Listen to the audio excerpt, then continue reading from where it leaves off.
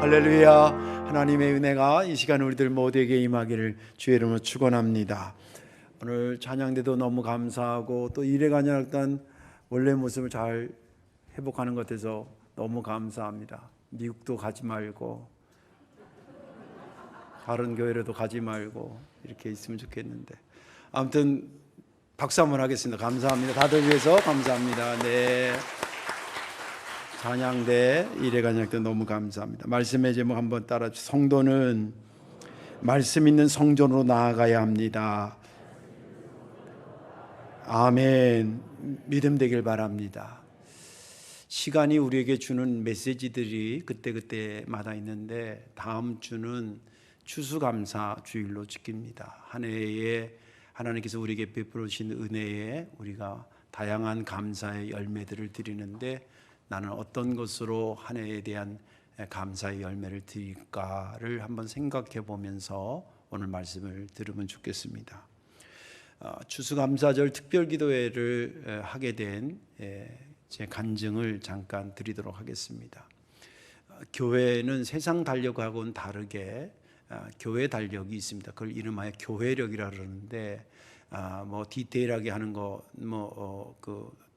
빼고 굵직굵직한 것만 얘기하면 성탄절이 있고요. 그 다음에 예수님의 십자가와 부활을 기념하는 부활주일이 있고, 그리고 이것을 확진시키기 위해서 이 땅에 오신 성령 강림주일이 있고, 그리고 상반기를 회고하면서 감사하는 맥주감사절이 있고, 한 해를 돌아보면서 감사하는 추수감사절, 이렇게 있습니다. 이것은 마치 몸의 뼈 마디와 같고 관절과 같아서 몸을 지탱하는 데 관절이 굉장히 중요한 것처럼 우리의 신앙을 유지하는 데 있어서 이 교회력의 절기들은 굉장히 중요합니다. 중요한 것을 시간으로 환산하면 하루로 끝날 수 없다는 거죠. 그것은 시즌이 돼야 된다는 거죠. 그래서 추수감사일 이렇게 말하지 않고, 부활일 이렇게 말하지 않고, 추수감사절 이렇게 얘기하는 겁니다. 그래서 하루로 감사하기는 너무 벅차고 위대하다. 그래서 시즌으로 이것을 해야 된다. 그래서 12월이 들어가면 예를 들자면 성탄 시즌이 됩니다. 그래서 이 땅에 오신 예수 그리스도를 우리가 묵상하고 그거에 대한 의미를 가지고 와서 어떻게 우리가 삶으로 살아낼까, 이런 것을 한 달 내내 기억하는 거죠. 그런 이제 추수감사절이 온 겁니다. 이제 절기를 이렇게 어떻게 이것을 지금 내가 깨달은 걸 어떻게 교인들과 나눌까 고민하다가 하나님께서 주신 아이디어가 절기 한 주간 전에 특별 기도회를 하는 것이었습니다. 그래서 부활절 전에 한 주간이나 두 주간 특별 기도회 사순절 때 하고요. 그다음 맥주감사절 앞에 또 추수감사절 앞에 이렇게 하게 됩니다. 특별히 추수감사절 특별 기도회에 대해서는 하나님께서 더 말씀을 구체적으로 주셨는데 그러시는 것 같습니다. 너희가 나를 위해서 1년 동안 돌봐주신 은혜에 감사해서 시간으로 감사한 건 너무 고맙다. 내가 받을 것이다. 그래서 추수감사 주일을 지키는 겁니다. 여러분들, 우리가 성도님들이 시간의 은혜를 자꾸 잊어버리는 것 같아요. 오늘 여러분들 여기 와 있는 게, 이 시간에 여기 앉아 있는 게 이게 보통 은혜가 아닙니다. 저 오늘 아침에 새벽에 일어나서 기도하면서 뉴스 보다 깜짝 놀랐어요. 세상에 하룻밤 사이 그런 일이 벌어졌어요. 걔네들 어저께 나가면서 그랬을 거 아니에요. 엄마 잠깐 놀다가 친구들이랑 놀다가 밤에 들어올게 이러고 나간 애들 아니에요. 오늘을 그렇게 살고 싶었던 사람, 오늘의 시간의 은혜를 받지 못하고 어제로 끝난 사람들이 의외로 많아요. 그런 의미에서 뭐 이유에 어떻든지 간에 그런 의미에서 오늘 내가 예배드릴 수 있는 시간의 은혜 받은 건 너무 감사하잖아요. 하루도 아니고 지금 일생을 그렇게 받고 있는데, 한 해 동안 이 시간의 은혜를 주신 것을 감사해서 그날을 시간을 할애해서 하나님 앞에 시간으로 영광 돌리는 게 예배 시간입니다. 또 하나님께서 먹고 살게 하시고 물질의 축복 주신 거 감사해서 특별 감사드리는 거 내가 받겠다. 그리고 풍요로운 곡식들, 뭐 열매, 꽃, 이것에 대해서 너희가 감사하면서, 우리가 추수감사절하면은 때로는 과일도 드리고 꽃도 장식하고 이렇게 백합성교에서 수고를 많이 해주잖아요. 그런 걸 보면서 그런 거 내가 다 받겠다. 그러면서 주님께서 나에게 질문하는데, 내가 너희들에게 준 거 중에 말씀의 은혜가 많을 텐데, 매주마다 내가 너희들에게 말씀을 줬는데 너희들 그 말씀 받은 말씀의 은혜의 열매는 뭐로 드릴 거니? 이렇게 묻는 것 같았습니다. 아차 싶었습니다. 그래서 말씀을 받은 우리가 말씀에 대한 하나님, 제가 올해는 이런 말씀이 내게 은혜가 됐었어요.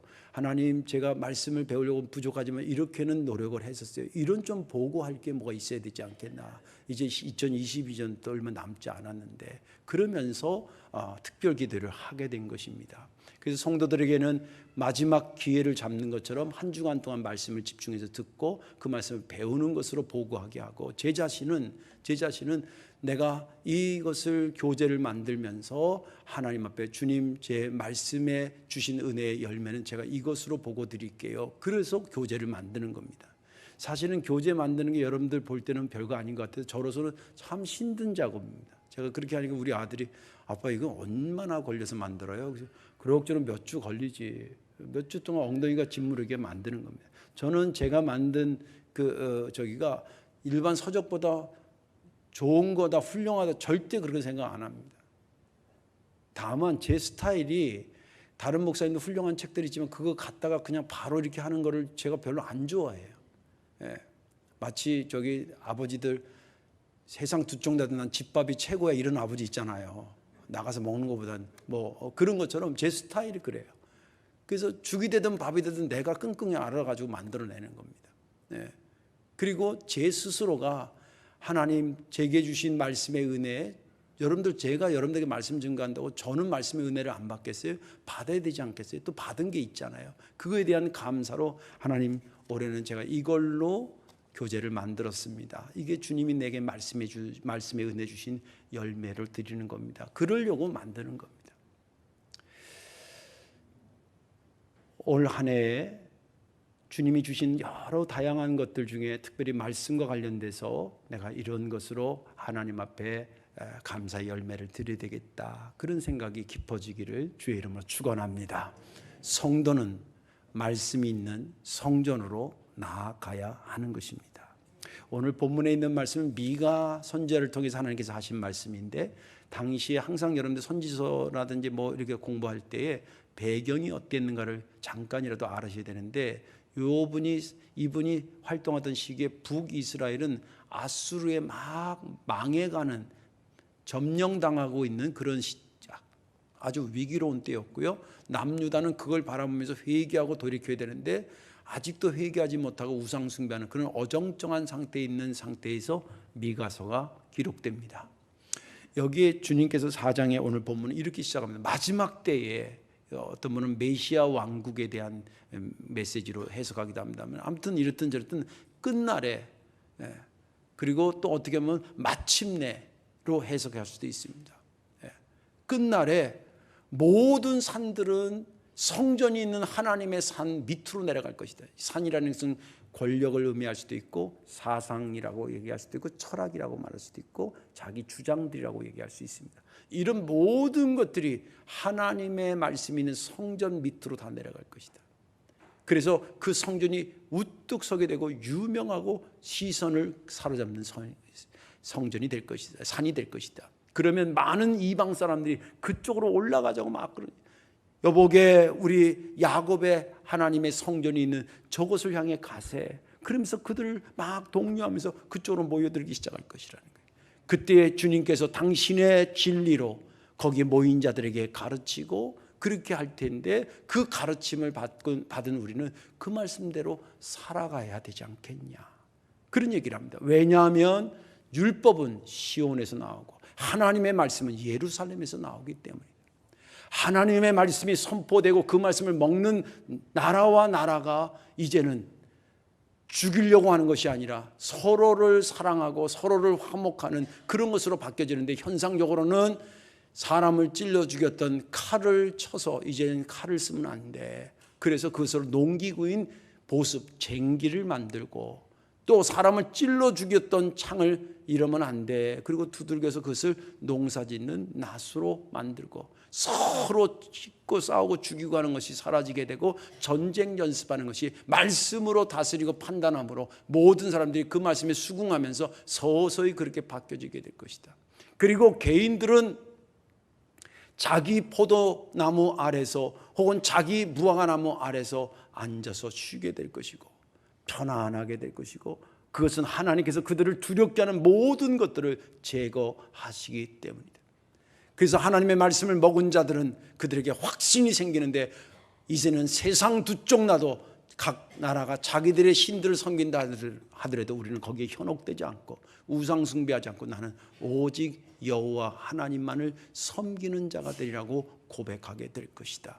이게 본문의 전반적인 스토리입니다. 저는 지난 주간에 이 본문을 읽으면서 2절 말씀이 은혜가 됐습니다. 2절에 이렇게 기록되어 있습니다. 곧 많은 이방 사람들이 가며 이르기를 오라 우리가 여호와의 산에 올라가서 야곱의 하나님의 전에 이르자 그가 그의 도를 가지고 우리에게 가르치실 것이니라 우리가 그의 길로 행하리라 하리니 이는 율법이 시온에서부터 나올 것이요 여호와의 말씀이 예루살렘으로부터 나올 것임이니라. 제가 이 말씀을 보면서 은혜 받은 것은 이런 겁니다. 말씀을 전할 수, 제 개인적으로는 말씀을 전할 수 있는 강단이 내게 있는 게 감사하고 우리 성도교회 교인들은 말씀을 받을 수 있는 성전이 있는 게 저희들에게 복이로다. 얼마나 감사하니. 여러분 일상이 복이라는 거 아시죠? 이게 일상이 평범하게 잘 지나갈 때는 복인지 모르는데 이게 꼬이면 그 하루하루가 눈물이고 고통인 거예요. 여러분들 말씀을 들을 수 있는 성도교회가 여러분들의 신앙의 보금자리인 것을 감사함으로 여기시고 저는 전할 수 있는 강단이 있는 것을 은혜로 여깁니다. 그런 역사가 있기를 주의 이름으로 축원합니다. 오늘 이 말씀에 그래서 저와 여러분들 은혜 받으시고 추수감사절 때 내가 하나님 앞에 이 추수감사절 특별기도를 참여하면서 내가 말씀으로 영광을 돌리겠다. 그런 결단을 다시 한번 하시기를 바랍니다. 자, 그렇다면 왜 성도는 말씀 있는 성전으로 나아가야 하는 것일까? 그 첫째는 하나님의 말씀이 쏟아져 나오기 때문에. 성도들이 성전을 찾아가야 될 이유는 하나님의 말씀이 거기서 쏟아져 나오기 때문에. 오늘 2절 말씀을 다시 한번 볼게요. 곧 많은 이방 사람들이 가며 이르기를 오라 우리가 여호와의 산에 올라가서 야곱의 하나님의 전에 이르자 그가 그의 도를 가지고 우리에게 가르치실 것이니라 우리가 그의 길로 행하리라 하리니 이는 율법이 시온에서 나올 것이요 여호와의 말씀이 예루살렘에서부터 나올 것임이니라. 오늘 이 2절 안에는요 성전을 강조하기 위해서 성전을 3번 언급하고요 거기서 하나님의 말씀이 나온다는 것을 강조하기 위해서 이 2절에 3번 언급하고 있습니다. 그걸 어떻게 할 수 있냐면 이 성전을 강조하기 위해서 여호와 야곱의 하나님의 전, 이건 뭐 그냥 그대로죠. 그 다음에 또 한 가지는 시온에서 나온다. 시온은 지명 이름이고 그 산 이름인데 시온이 유명한 것은 거기에 하나님의 성전이 있어 유명한 거예요. 믿음 되시기 바랍니다. 그러니까 하나님의 성전이 없는 시온은 그냥 이스라엘 지역의 한 곳이에요. 거기 뭐 그렇게 좋지도 않아. 저도 가봤어요. 우리나라 설악산에 있는 강원도가 훨씬 더 멋있어요. 공기도 맑고. 근데 왜 시온 하느냐? 거기 성전이 있어 그런 거예요. 시온이라는 단어도 역시 성전을 얘기하고 있는 거고 그리고 예루살렘도 역시 마찬가지입니다. 거기 시온산에 그 도시 이름이 예루살렘이에요. 예루살렘이 유명한 것은 성전이 있어서 그렇지 그 지역이 엄청나서 좋아서 그런 거 아니에요. 예. 자 보세요. 야곱의 하나님의 성전, 그 다음에 시온, 그 다음에 뭐예요? 예루살렘 다 뭘 말하냐면 성전을 말하고 있다. 성전이 3번씩 언급, 성경에서 3번을 이렇게 얘기하는 것은 강조의 의미가 있어요. 성전은 왜 계속 성전 그러냐? 성전이 중요해서 그런 거예요. 근데 왜 중요하냐? 거기서 하나님의 말씀이 쏟아져 나오기 때문에 중요한 거예요. 거기서 하나님 말씀이 나온다는 것도 오늘 본문에 3번 나옵니다.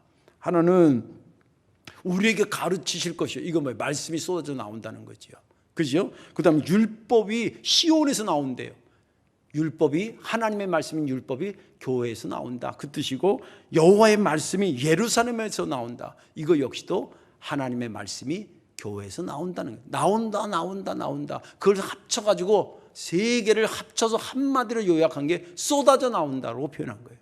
제가 하나님의 말씀 종합하면 하나님의 성전에서 하나님의 말씀이 쏟아져 나오는 것이다라고 하는 겁니다. 성도들이 내가 다니는 교회에 대한 그 신학적으로는 교회론이라 그러는데 교회가 뭐냐? 당신에게 있어서 성도교회가 무슨 의미입니까? 라고 누가 진지하게 묻는다면 우리 성덕교회요, 땅이 넓죠. 건물도 지하도 있고 4층도 있죠. 물론 그것도 수치스러운 게 아니라 자랑거리긴 하지만 그것은 두 번째 거예요. 여러분들에게서 성전이 귀하고 성덕교회가 의미 있는 것은 뭐냐면 여기서 하나님의 살아있는 말씀이 선포되기 때문인 거예요. 그래서 이걸 교회론을 정립하는 건데, 내가 다니는 교회에 대한, 그리고 일반적 교회에 대해서 교회론을 정립할 때도 교회가 왜 중요하냐? 하나님의 말씀이 쏟아져 나오는 것이기 때문에 중요하다는 것을 정립해 놓으셔야 됩니다. 이것은 오늘 본문이 그래서 말하는 게 아니라 성경 전체의 성전의 변천사를 공부하면 그건 당연히 그렇게 되게 됩니다. 성전의 변천사를 잠깐 소개하면, 성전이 처음 등장하게 이제 아브라함이 돌에다 단을 쌓고 뭐 거기서부터 시작합니다만은, 그래도 외형적으로 드러나기는 성막 시대부터 시작합니다. 성막은 여러분 아시죠? 이스라엘 백성들에게 하나님 역사에서 애굽에서 종살이하던 것을 모세를 통해서 건져냅니다. 광야로 나와서 하나님이 모세를 불러서 가장 첫 번째 준 것이 뭐냐면 말씀이었습니다. 그 대표적인 것이 십계명이었습니다. 그 십계명을 잘 보관하라고 하나의 박스를 만드는데 그 박스가 법궤요 언약궤였습니다. 그리고 그것을 또 우리 가운데 있다라고 하는 것을 하기 위해서 그 집을 지은 것이 이름하여 성막이었습니다. 거룩한 막이라는 거예요. 말씀이 없으면 그냥 천막에 불과한 겁니다. 그러나 하나님의 말씀이 들어가 있는 순간 그것은 천막이 아니라 성막이 된 것이죠.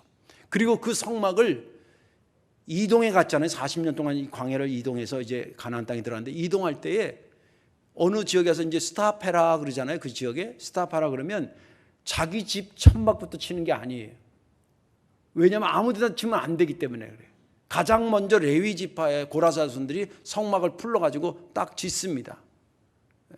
중앙에 짓는 게 아니라 지으면 거기가 중앙이 되는 거예요. 잘 들으세요? 중앙에다 짓는 게 아니라 지으면 거기가 중앙이 되는 거예요. 그래서 동서남북에 세 지파 12지파가 포진돼서, 그건 무슨 의미냐면 너희들 가운데 하나님의 말씀이 있다는 것을 잊어버리지 마라.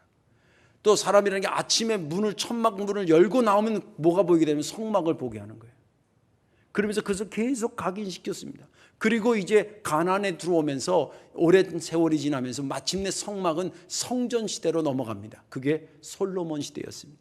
솔로몬이 성전을 기가 막히게 짓고 거기에 기가 막힌 게 중요한 게 아니라 하나님의 말씀이 있었습니다. 그런데 이스라엘 백성들이 이제 세월이 지나면서 신앙이 타락하기 시작하고 우상 숭배하고 해서 하나님께서 바벨론을 들어서 그들을 칩니다. 와가지고 성전을 다 때려 부숩니다. 그때 법궤가 사라집니다. 어떤 설은 다양한 설인데 뭐 에디오피아로 미리 제사장들이 옮겨놨다는 설도 있고 뭐 어디다 피신시켰다 그러는데, 내가 볼 때는 약탈당해서 다 녹여서, 왜냐하면 법궤 자체가 금덩어리였거든요. 다 녹여서 지금 어느 사람 손가락가에 가 있는지도 몰라. 그리고 나서 포로에서 돌아와서 성전을 복원합니다. 그러나 안타깝게도 그렇게 두 차례, 헤롯 시대에 또 복원했는데 그 두 차례 때는 안타깝게도 법궤가 없는 성전이었습니다. 요한복음에 예수님이 이 땅에 오셨다라고 하면서 말씀이 육신이 되어 우리 가운데 왔다는 말을 하는데, 그것은 두 가지 의미를 충족시키는 겁니다. 하나는 이방인들에게 당시 헬라 문화권에 있을 때 절대 진리를 로고스로 표현해요. 말씀, 진리, 지식 이런 개념이거든요. 그것을 너희들이 이렇게 추구하고 있는데, 그것을 실제 완성하죠. 실체이신 로고스의 실체이신 예수님이 이 땅에 오셨다. 그분을 알면 너희들이 그렇게 추구하려고 했던 진리를 알게 된다. 진리를 알지니 너희가 자유롭게 되리라는 말이 그래서 나오는 겁니다. 그래서 이방인들에게는 너희들이 그렇게 추구했던 절대 진리인 로고스로 예수님이 오신 것이고, 유대인들에게는 뭐냐면 니네들이 지금 성전은 지어놨지만, 헤롯이 기가 막히게 지어놨지만 거기에 말씀이 없잖아. 그 말씀이신 예수님이 와서 이 교회를 완성하실 거야. 그런 의미에서 얘기합니다. 여러분들 예수님이 이 땅에 오시는 예수님의 표현을 꼭 말씀 외에 다른 표현을 할 수 없을까요? 또 성경에 실제 있잖아요. 빛으로 오신 예수 그리스도. 다 의미가 있어. 그래서 구세주로 이 땅에 오신, 메시아로 이 땅에 오신. 그런데 왜 그 중에 말씀으로 이 땅에 오셨다 그러냐? 성전은 있는데 말씀이 없어 교회가 교회되지 못할 때 말씀으로 오셔서 당신의 피 흘려서 교회를 핏값으로 세우면서 진짜 교회가 만들어지고 하나님이 꿈꾸던 성전이 완성되는 겁니다. 이런 과정을 보면 말씀과 성전은 뗄래야 뗄 수 없는 관계예요. 여러분들 아까도 얘기했지만 우리 성도교회가 1000평 이상을 깔고 앉아있으니까 유명한 겁니까? 어디 가서 그러면 진짜 유치한 사람 돼요. 우리 교회는 정말 말씀이 살아있어. 목사님도 생명 걸고 말씀 전하고 우리 교인들도 말씀만 선포되면 그게 끌어안고 살려고 몸부림쳐. 나는 우리 교회 자랑이라면 그거야. 이래야 되는 거예요. 또 이러고 있으니까 그렇게 자랑하세요. 아멘. 이 정도에서는 아멘을 크게 하셔야 됩니다. 그래서 말씀과 이 성전은 뗄래야 뗄 수 없는 관계 속에 있습니다. 예수님의 핏값으로 세우셨기 때문입니다. 사도행전 20장에 이런 말이 있습니다. 여러분들은 자기를 위하여 또는 양떼를 위하여 삼가라. 성령이 그들 가운데 여러분들을 감독자로 삼고 하나님이 자기 피로 사신 교회를 보살피게 하셨다. 하나님께서 자기 피 독생자 예수 그리스도의 피로 교회를 세우셨다는 거예요. 자, 이게 교회입니다. 그러니까 교회에서는 말씀이 쏟아져 나올 수밖에 없고 예수님이 쏟아져 나올 수밖에 없는 거예요. 말씀이신 예수님이. 은혜가 쏟아져 나올 수밖에 없는 겁니다. 그런데 중요한 게 하나 남았습니다. 성전에서 하나님 말씀이 쏟아져 나오면 뭐하냐고. 그 말씀을 들으러 오는 자들이 있어야 될 거 아니에요. 가만히 생각해 보세요. 성경에 보면 예수님께서 그런 얘기 잔치를 잔뜩 준비했어요. 온다는 사람들 다 다시 초청하러 갔더니 이래 핑계대고 저래 핑계대고 안 오기 시작하는 거예요. 잔치를 기라성같이 차려놓고 상다리가 부러지게 차려놓으면 무슨 소용이 있냐고. 먹으러들 안 오는데. 네. 이런 겁니다. 하나님의 말씀은 주님 핏값으로 세웠기 때문에 거기는 강단에서 말씀이 쏟아져 나오게 돼 있어요. 그러면 그 말씀을 사모해서 먹으러 오는 자들이 있어야 된다는 거예요. 이것이 하나님의 성전이 어떻게 만들어진 것을 믿는 자의 고백이고 또한 성전은 왜 있는지를 아는 자의 고백인 것입니다. 하나님은 성전을 지을 때에 내가 있다라고 하면서 과시하려고 짓지 않았습니다. 오히려 당신이 성막 짓는 거라든지 이런 거 그렇게 원치 않았습니다. 중심은 말씀이 있다는 것을 가르치기 위해서 그것을 감사히 여기고 살아가기 위해서 형태적으로 갖춘 겁니다. 말씀을 중심에 두고 교회를 세우고 1차는 믿는 자들이 그 말씀을 받고 그 말씀을 세상으로 살아가서 언어적이든 삶으로 그 말씀을 전하라고 하나님 말씀을 증거하라고 교회를 세운 거거든요. 여러분들 하나님이 이 공간 안에만 계십니까? 아니, 이건 하나님이 있다는 상징에 불과한 거예요. 여러분들이 노력해서 지으시고 힘들어서 헌금해서 지은 건 사실이지만 이거 자체가 하나님을 증거하는 건 아니에요. 하나님이 여기서 선포되는 말씀이 그렇게 흘러가기를 원했는데 그 첫 번째 흘러가게 하는 첫 번째 1차적인 사람은 우리들이라는 거예요. 그래서 하나님의 성전을 찾아라. 왜? 거기에 하나님의 말씀이 쏟아져 나오기 때문에. 마지막 또 하나는 뭐냐면 성도들은 왜 말씀이 있는 성전으로 가야 되냐면 하나님의 말씀이 나를 변화시키기 때문에.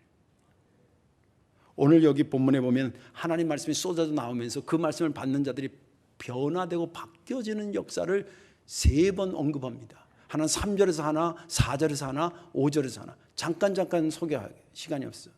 3절에 이런 말씀이 있습니다. 그가 많은 민족들 사이에 이를 심판하시며 먼 곳 강한 이방 사람들을 판결하시리니 무리가 그 칼을 쳐서 보습을 만들고 창을 쳐서 낫을 만들 것이며 이 나라와 저 나라가 다시는 칼을 들고 서로 치지 아니하며 다시는 전쟁을 연습하지 아니하리라. 하나님의 말씀으로 하나님들이 이렇게 정리하고 판단해주고 해결하고 이렇게 하니까 그것으로 말씀을 먹은 나라와 나라들이 아유 이제 싸우면 안 되겠네. 전쟁의 그 헤드격에 있는 대통령이 말씀으로만 충만하다고 생각하면 침략하겠어요? 한번 생각해 보세요. 1차적으로는 지금 나라와 나라로 얘기했지만 이건 사람 대 사람 개인으로 한번 이걸 제2차 해석을 해보면요. 말씀으로 온 사람들이 아유 이제 칼 쓰면 안 되겠구나. 그리고 칼을 쳐가지고 쟁기로 바꿔요. 아유 찔러 죽이면 안 되겠구나. 이걸 쳐서 뭐예요? 그것을 농기구의 낫을 만들어. 아 싸우는 거 이제 그만해야 되겠구나. 그런 거예요. 예. 이건 뭐에 변하냐면 성질이 성품으로 바뀌는 순간이에요. 오늘 여기 본문의 창이라든지 칼이라든지 전쟁이라든지 이런 것들은 뭘 의미하냐면 성질을 의미해요. 근데 반면에 여기 보니까 그 성질이 성품으로 바뀌는데 쟁기로 바뀌고 낫으로 바뀌고 전쟁을 안 하기로 하고 치는 것을 연습하지 아니하고 이런 것들로 바뀌는 것은 뭐냐면 성품으로 바뀐 거예요. 여러분들 우리가 비록 성질로 태어났지만 죽을 때는 성품으로 죽어야 되지 않겠습니까? 목사님 나는 끝까지 성질로 살다가 잘 죽어. 그럼 성질을 못 이겨 성질 때문에 죽는 사람 내가 봤어요. 막 그래서 자기가 쓰러지더라고. 왜 그럴까 세상에. 물론 화나는 일이고 뭐 자세한 내 마음은 모르겠는데 성질은 성질이 있어야 될 이유가 있어요. 그런데 성질로 태어나서 하나님이 우리에게 성품으로 그 용의제가 뭐냐면 말씀이라는 말이에요. 제가 이렇게 목회하면서 보람 중에 하나는 뭐냐면 성질이 말씀을 막 먹으면서 성품으로 바뀌어지는 교인들을 발견할 때예요. 느낌이 와요. 그리고 또 본인도 얘기해요. 목사님 제가 말씀 듣고 많이 회개했어요. 이게 성질이 성품으로 바뀌었어요. 이 뜻이에요. 그럴 때 보면 너무 보람스럽고 이게 힘든 작업이지만 참 감사할 일이고 그런 마음이에요. 여러분들 성질에서 말씀으로 성품으로 바뀌는 놀라운 역사 있기를 바랍니다. 교회에서 말씀 들으면 그 역사 일어난다는 거예요. 그게 3절이 말하는 거예요. 4절은 뭘 말하고 있냐면 4절은 각 사람이 자기 포도나무 아래와 자기 무화과나무 아래에 앉을 것이나 그들을 두렵게 할 자가 없으리니 이는 만군의 여호와 입이 이같이 말씀하셨느니라. 이 성전, 이 말씀 뭐냐? 성전에서 말씀이 막 쏟아지면 그 말씀을 받은 자들이 뭐가 변하냐? 불안한 마음이 편안한 마음으로 바뀌는 것을 얘기합니다. 자기 포도나무 아래서 또 자기 무화과나무 아래서 여기 자기라는 얘기 두 번 썼던 그 각자의 심령을 얘기하거든요. 그리고 이스라엘 백성들에게 포도나무와 무화과는 친숙한 거예요. 편안함을 주는 나무예요. 가시나무가 아니에요. 생활하고는 뗄래야 뗄 수 없는 아주 고마운 나무예요. 그 나무 아래서 앉아 있다는 거예요. 불안하면 앉아 있겠어요? 그래서 이게 전통이 돼서요. 예수님 당시에도 예수님의 제자를 뽑을 때에 누구야? 갑자기 이름 생각나는데 네가 나다나엘인가? 네가 무화과나무 아래에 있었을 때부터 내가 너를 알았다. 그 얘기하잖아요. 그 무화과나무가 그냥 우연히 무화과나무 아래에 있었다가 아니에요. 메시아 나라를 기다리는 그 사람이 어디서 기도하냐면 무화과나무 아래서 기도하면 그 소망 가운데 마음이 편안해서 기도가 깊어진다 그래서 무화과나무 아래서 기도하는 습관이 생긴 거예요. 그러니까 그 사람은 예수님이 보니까 너 메시아 왕국을 기도하던 사람이구나. 내가 그래서 너를 알지. 이 얘기예요. 이 여기서 나온 얘기거든요. 그러니까 무화과나무 아래에 있다는 것은 마음이 불안한 게 아니에요. 편안해요. 그리고 결정적인 것은 뭐냐면 그들을 두렵게 할 자가 없도록 하나님께서 막으신다는 거예요. 말씀대로 살면 말씀 때문에 도전도 받지만 말씀대로 사는 사람을 괴롭히는 사람들을 하나님께서 적당히 막아주신 줄 믿으시기 바랍니다. 여러분 성경에 보면 엠마오로 내려가는 두 제자가 예수님이 죽었다는 것 때문에 슬퍼하고 괴롭고 불안하면서 내려갑니다. 그 제자들을 만나서 예수님께 말씀으로 당신의 이야기를 풀어줘요. 시편과 여러 선지자들의 말을 통해서. 그 말씀을 듣고 나서 그 사람들이 어떻게 바뀌었냐면 그렇게 슬픔과 불안한 가운데 갔던 사람들이 마음에 기쁨을 얻고 마음이 편안해져 가지고 원래 해야 될 일을 못하는 불안해서 못하던 그 일을 다시 하기 위해서 예루살렘 그 밤에 다시 뛰어 올라가게 돼요. 우연이었을까요? 그렇지 않습니다. 말씀이 들어가면 불안했던 사람들이 마음이 편안해지는 놀라운 역사가 실제 여러분들도 그렇지 않습니까? 목사님 제가 사실 마음이 그것 때문에 마음이 불편했는데요. 목사님 얘기 말씀 설교 들었는데 아유 내 말을 다 아는 것처럼 말씀하시더라고요. 그러고 나서 마음이 참 편해졌어요. 이것도 교인들이 간증하니까 제가 알죠. 저도 마찬가지. 저도 마음이 불안하고 그럴 때가 있죠. 근데 성경 읽다가 말씀 통해서 위로받고 마음이 편안해진 적이 한두 번이 아니에요. 그러니까 여러분들 30몇 년을 목회하죠. 경험하고 싶으면 지금이라도 신학교 가서 한번 목사 한번 대보세요. 전들 왜 인간인데 두려움과 걱정과 불안이 없겠어요.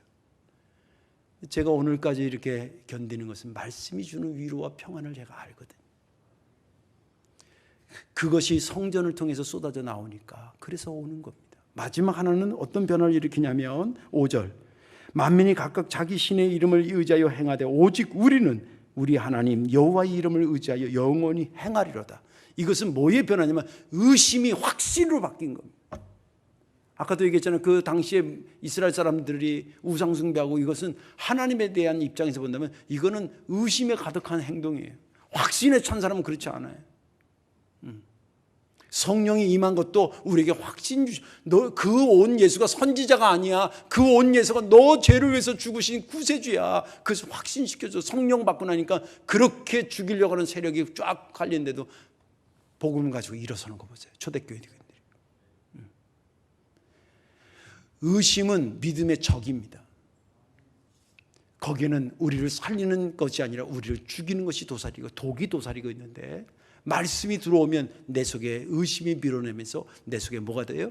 믿음의 확신이 생깁니다. 그래서 성경은 믿음은 언제 생기냐? 확신은 언제 생기냐? 말씀을 들을 때 생긴다는 거예요. 네. 말씀을 들을 때 믿음이 생겨요. 네. 그건 제가 목회하면서도 경험하고 성경도 그렇게 말해요. 그 말씀이 쏟아지는 곳이 어디냐면 성전이에요. 여러분들 신앙생활 하는데 긴가민가, 내가 몇십 년 믿었는데 천국이 있을까? 죽으면 나 어떻게 되는 거지? 이러면 되겠어요? 나 같은 게 천국 갈까? 이거를 고민하는 건 차라리 난데, 야, 죽으면 나 천국 있나? 없나? 이러면 되겠냐고. 성경이 그렇게 말하고 있는데, 말씀이 그렇게 말하고 있는데, 이러면 천국이 없으면 주님이 이 땅에 오실 일도 없어요. 한번 생각이 다 연결된 거예요. 시간이 없어서 다 말씀드리지 못하지만 그런 겁니다. 그런 역사와 변화가 일어나는 것이 어디냐면 교회예요. 왜? 말씀이 쏟아져 나오기 때문에. 그래서 변화되기 위해서 성전을 찾는 겁니다. 이제 말씀을 정리하겠습니다. 하루를 살아도 주의 은혜인데 우리는 이제 다음 주면 2020년, 22년 거의 끝자락에 서게 되는 추수감사절을 맞이하게 됩니다. 은혜 속에 살아왔다는 거죠. 하나님 앞에 감사해야 되는데, 감사는 우리가 드리고 싶은 걸 드리는 것도 있지만 받고 싶은, 하나님이 받고 싶은 걸 드리는 게 진짜 감사의 표현 아니겠습니까? 그분이 아까도 말씀드린 것처럼 내가 그렇게 말씀을 너희들에게 주었는데 너희들이 그 말씀에 대한 열매는 뭘 좀 가져왔니? 라고 할 때 뭔가 가져올 게 있어야 되지 않겠습니까?